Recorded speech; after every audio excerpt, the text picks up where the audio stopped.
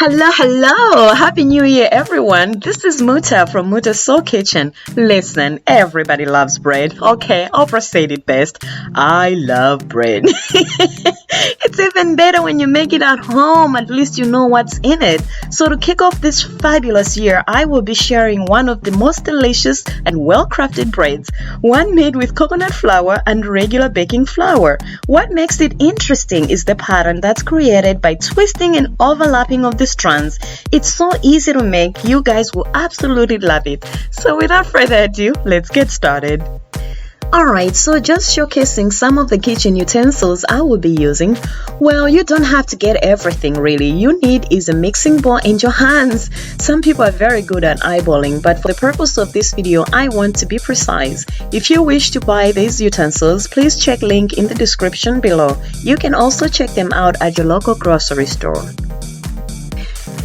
The beauty of homemade bread is that you can customize it to your liking. For your information, I used condensed milk instead of sugar, but brown sugar can be used if you choose to do so. And if you're unable to get evaporated milk, feel free to use regular milk.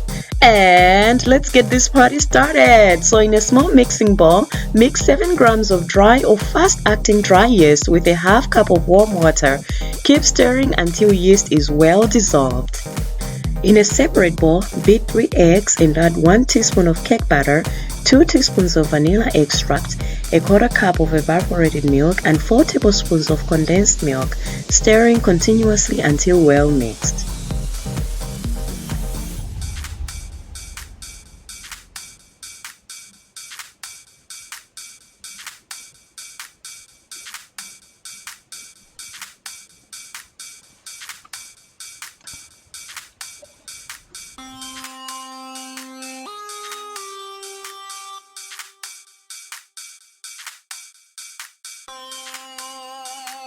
Melt 2 tablespoons of butter in a separate bowl. You can use a quarter cup of cooking oil instead, but you know what they say, everything tastes better with butter. Next, pour dissolved yeast and melted butter into egg mixture. Continue stirring until well combined. In a large mixing bowl, add 3 to 4.5 cups of sifted baking flour. Gradually and with clean hands, mix egg mixture into sifted flour until well combined. Continue hand mixing for 2 more minutes or until dough is medium thick.